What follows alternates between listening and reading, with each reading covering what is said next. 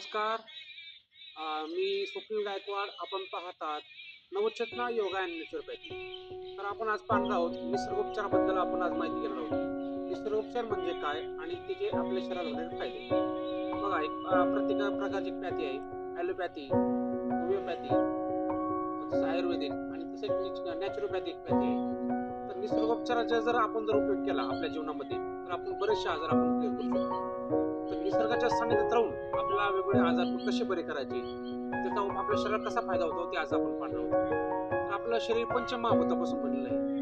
तर यामध्ये 5 प्रकारच्या थेरपी येतात. जसं अग्नी थेरपी, वायू थेरपी, पाणी therapy, mud therapy, cupping therapy, massage therapy. याने आपल्या शरीराला पूर्णपणे रक्त पुरवठा होतो आणि आपल्या शरीराचा विकास होतो. जर आपल्या शरीरामध्ये कुठलाही त्रास असेल तर आपण निसर्गोपचाराच्या साहाय्याने आपण त्याला बरे करू शकतो.